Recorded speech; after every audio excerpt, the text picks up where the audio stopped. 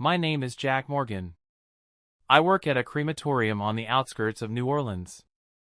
Here, in this old red brick building, I spend my nights when the city is asleep and death seems closer than life. I'm not someone who searches for meaning.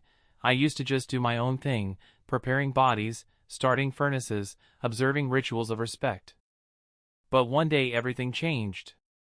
That night, the shift began as usual, with the familiar smell of burning wood and the bitterness of ash. There was a silence in the air that neither cars nor people could break. There was something different. It was as if the air had grown denser, as if the walls themselves were waiting. I noticed her right away, a little girl at the entrance. She stood alone, as if fading into the night mist. Dressed in a white dress, simple and clean, as if from another era. Her eyes. They looked at me without fear, with a strange understanding that I couldn't explain. "Why are you here?" I asked, but got no answer. She just smiled, a smile that was both warm and cold. Unease rose inside me, but I pushed it aside, concentrating on my work.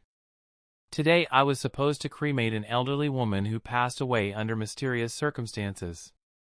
I was preparing the body, the mechanisms were noisy, and everything went on as usual. Suddenly the light went out. The silence became dead, the cold seeping into every cell of my body. And then, I felt like I was breaking away from myself. My consciousness was like a flame separating from my body, and I was in a place where time didn't matter. He appeared in front of me, not like in the pictures, but alive and real. Glowing like the light itself, but there was an endless sadness and an unspeakable power in his eyes. "Jack," he said, "you think the flames here are the end. But this is just the beginning. The truth you need to know will change you forever." I was back in my body, but I wasn't the same. The flames of the crematorium no longer seemed like mere fire. It was a gateway through which souls pass, and many of them remain in the shadows. After that night, I went back to my body, but I didn't come back completely alive. Something inside me was cracking and breaking, like a thin ice crust on water. There was an abyss beneath it. The words he'd said to me echoed in my head, haunting me. I knew I couldn't forget what I'd seen, even if I really wanted to. The work at the crematorium seemed just as familiar, but it was getting hard, as if the air was getting thicker around them and the walls were getting heavy. Every body I prepared was no longer just a body. There was something alien about him, something elusive, like shadows hiding in a fire. My colleagues didn't notice anything but my tension. I tried to tell him, but I couldn't find the words. It is difficult to explain that I have seen more than flames and ashes, that I have seen souls who do not leave this world, but remain in captivity. Then the first oddities began. Once, when the stove was just beginning to burn down, I heard a faint whisper. It was as if 1,000 voices, pierced by pain and anguish, were trying to break through the wall of fire. I froze in the dark, trying to figure out where the sound was coming from. But there was nothing around me, only the cold air clinging to my skin. Another night, I felt a touchlight, barely perceptible, like a breath of wind. But I felt cold inside, as if someone had touched my soul. I turned around and saw no one. Silence and darkness. Fear was growing in my soul, not the fear of death, but the fear of oblivion. I began to understand that the fire of the crematorium does not allow the soul to pass into the light, but turns it into a prisoner. Ashes are not the end, but the beginning of imprisonment. Every time my body went into the fire, I felt my soul remain in the shadows, unable to rise. And on those nights, I saw more and more of that girl in white. She was like a lighthouse in this sea of darkness, quiet, silent, but strong. Her eyes stared at me, reminding me that I wasn't alone. And then I heard his voice again, as the flames flickered and died. "Jack," he said, "you're not just an observer. You are the guardian who can break the chains that hold souls. But to do this, you will have to go through the fire inside yourself." It wasn't just a mission. It was a challenge that was going to change me forever. With each passing day, the work at the crematorium became more difficult. I could feel the inner fire that had always been a part of me now flaring up and burning me from the inside out, giving me no rest. This was no ordinary fire, it was a fire that burned the soul before the body turned to ashes. I was trying to find an answer to the question that was nagging at me: what happens to the souls of those I cremate? Where are they after? And why was it that even though the body was disappearing into the flames, the souls didn't seem to find peace? One night, as I was standing in front of another furnace, preparing to perform another cremation, I saw her again, a girl in white. She was standing by the fire, her figure almost transparent, as if made of smoke and light. She didn't move, didn't speak, but her eyes pierced me, calling me to follow. I felt my heart constrict and my mind wobble. It felt like she was the key to a mystery I was trying to figure out. At that moment, the flame in the furnace sighed like a living thing, and in its dance I saw pictures, souls trapped in the fire, trying to escape, screaming without a sound, forgotten and abandoned. I remembered the words of the one I'd met in the dark: "You're a guardian, Jack. You can break the chains." But how? What should I do to release them? Then I realized that the flame is not just a destroyer, it is a test. Souls pass through the fire to purify and ascend. But if they are left alone, without prayer, without light, they drown in the shadow of oblivion. From that moment on, I began to pray not just words, but prayers with fire in my soul, so that light would enter the flames, so that souls could see a way out of the darkness. After meeting the girl in white, I felt that the reality around me began to slowly dissolve. The crematorium seemed to have become not just a place of work, but a transition zone, a bridge between life and something else, where boundaries are blurred.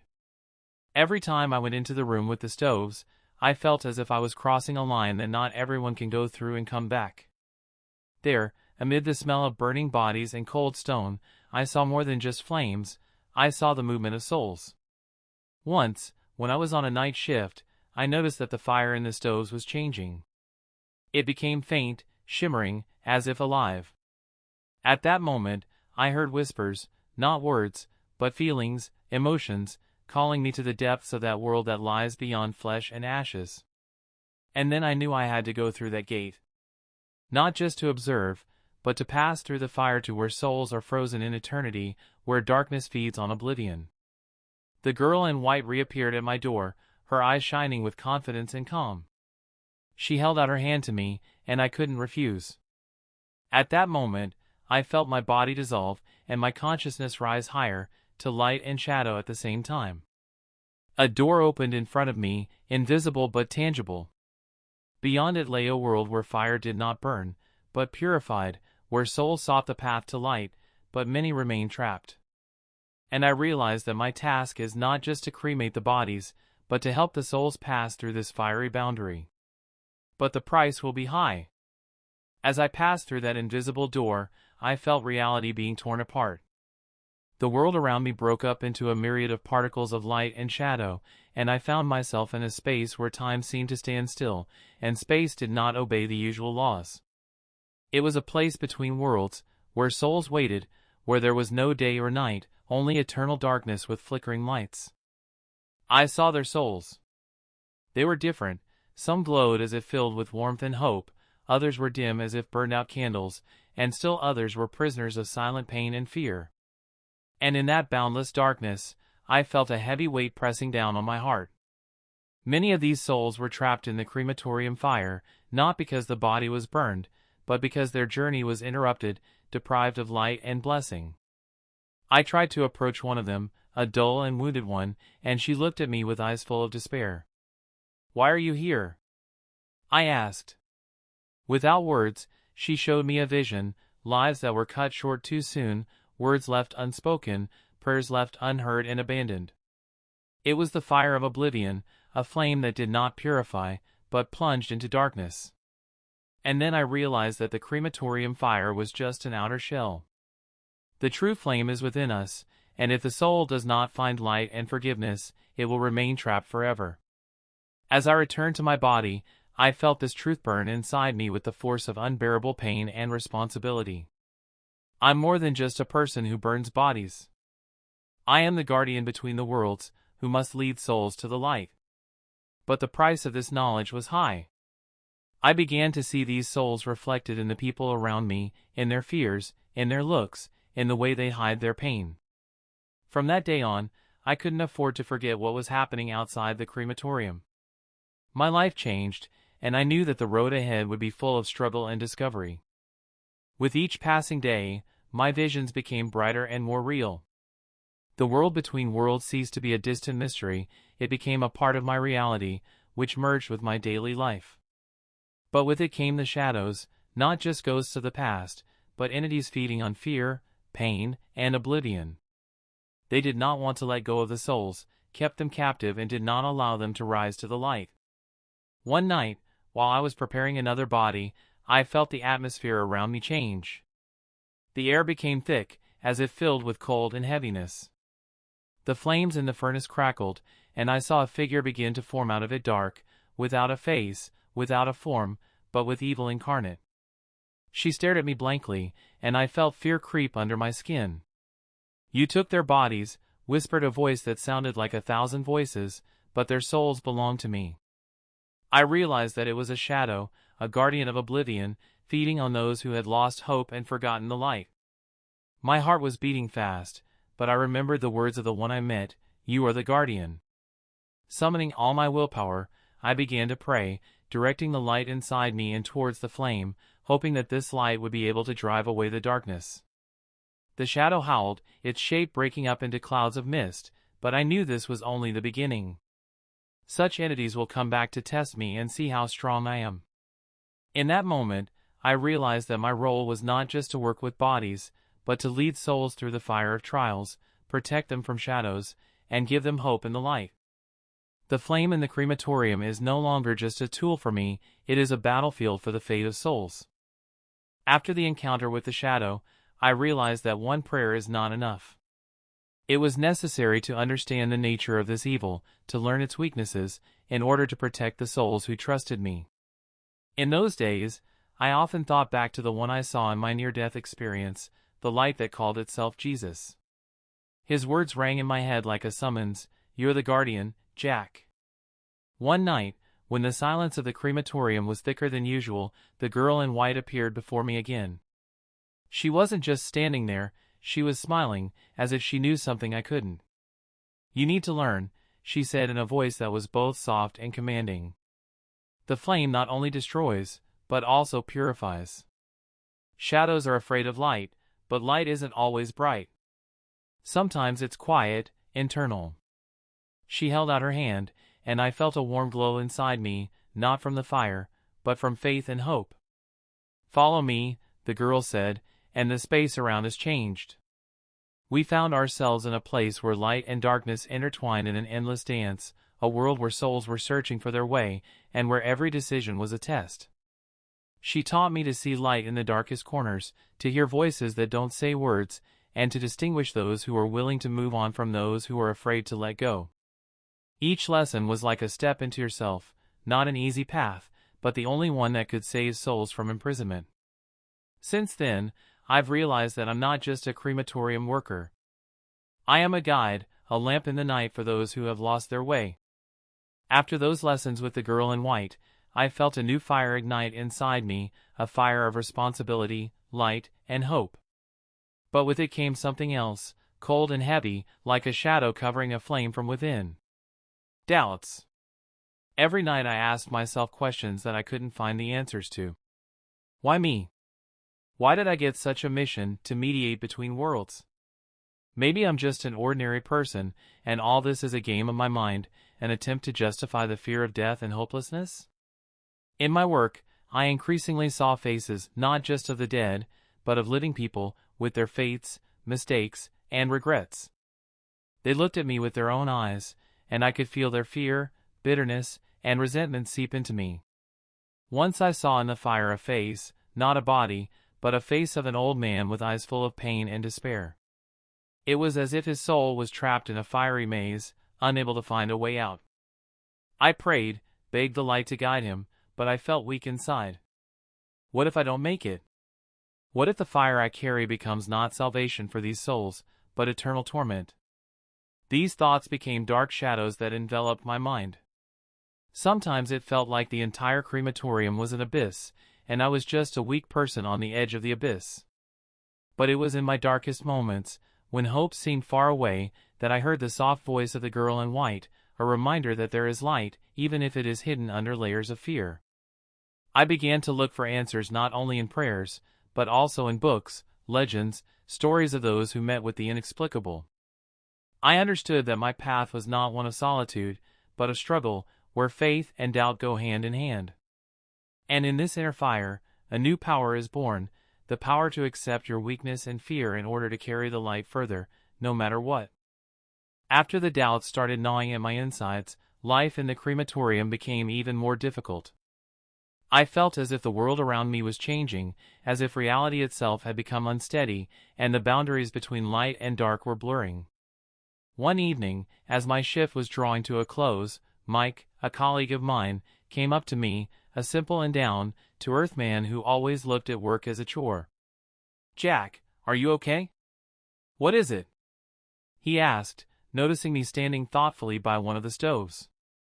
I tried to smile, but my heart was heavy. "I'm just tired," I said, but the words came out empty.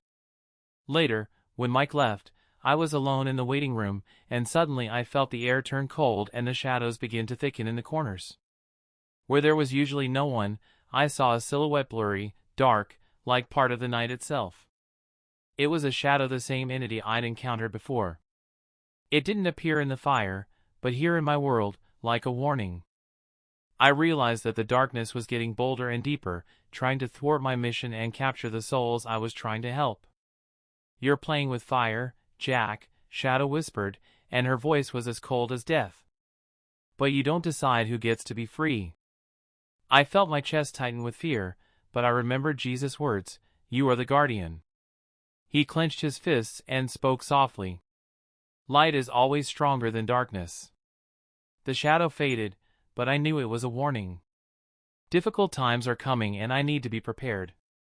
That night, I stood at the window for a long time, looking out at the empty streets of New Orleans, and I knew that the struggle for souls was just beginning. After meeting the shadow in my world, I realized that willpower and prayer alone are not enough.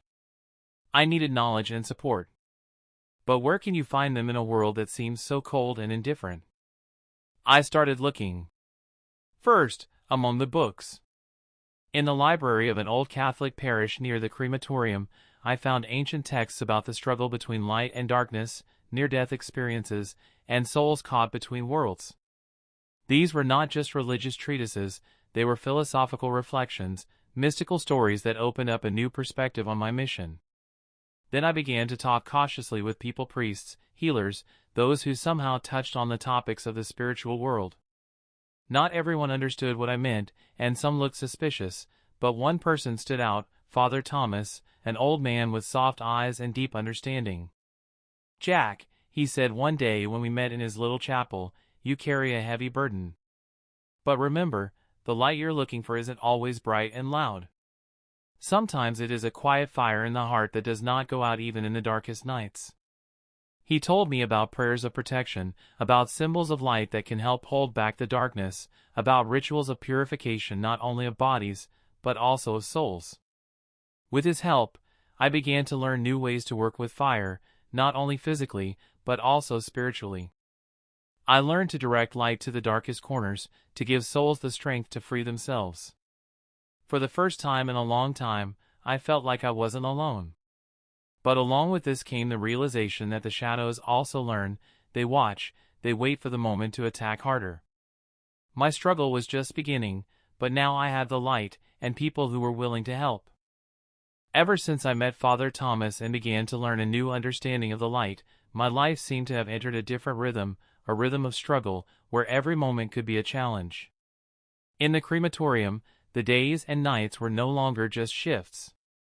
They became the arena where I fought an invisible battle for souls entangled in fire and shadows. One night, as I was preparing another body, I felt a shadow approach. She didn't appear alone, but it was dark and cold all around me, as if the very walls of the crematorium were beginning to sink into the abyss of night. But this time I was ready. I was holding the amulet that Father Thomas had given me, a medallion engraved with a cross and symbols of light. I began to recite the prayer of protection, channeling my will, my inner fire, into the flames that surrounded me. The shadows began to advance, their screams a mixture of pain and anger. But the light I carry was unwavering. I saw one of the souls, lost and gloomy, begin to change, the veil of fear fell from her eyes, and she began to glow with a soft golden light. This was the first sign of victory. The flames around me grew brighter, and I felt the shadows begin to recede, curl up into clouds of dark smoke and disappear. When all was quiet, I stood there, panting, but feeling that I had given these souls a chance at light. That night changed me. I realized that the struggle will be long, and not all souls are ready to receive the light at once, but every saved one is a victory.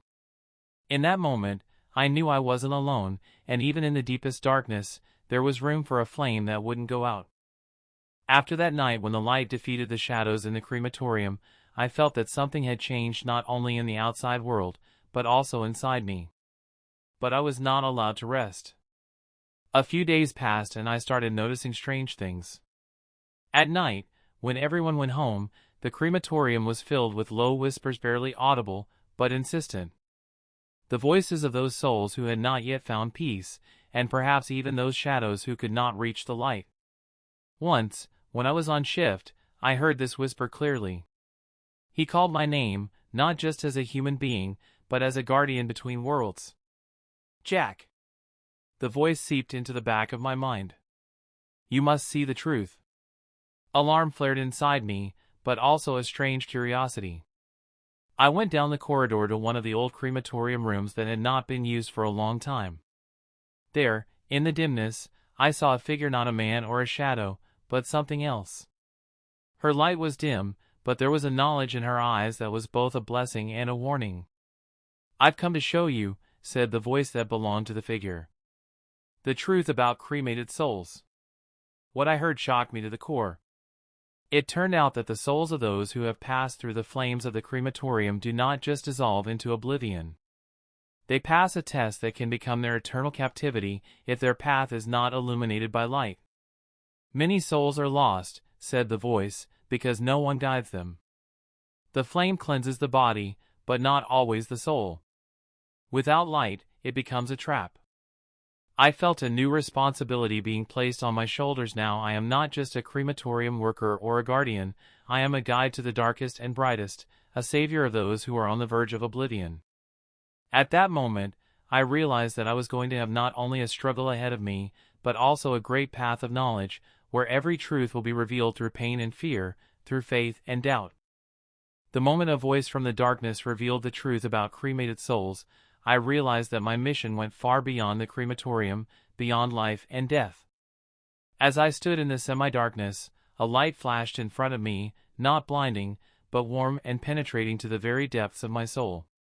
It was the light of truth, the light that never goes out. I was reminded of the words of Jesus, whom I met in a near-death experience, "You are the guardian, the guide of souls." Now I saw that my task was not just to cremate bodies, but to be a guide of light, so that souls, when they leave their earthly abode, do not remain in the captivity of fire and darkness. I realized that every body, every fire is a symbol of transition, purification, but this transition is possible only with faith, with love, and with care. From that day on, I was a different person. My work has become meaningful, and my fears and doubts are a force that guides me. I started meeting with the families of the deceased, talking about light and hope, and praying with them and for the souls. I realized that even in the dark itself, there is a place for light, and that each of us is a guardian of our own flame, which must never be extinguished. My story is not about fear and death. This is a story about the light that is born from fire, about the hope that does not leave even in the darkest hours. And as long as I live and work, I carry this light, the flame of eternal light that burns in each of us.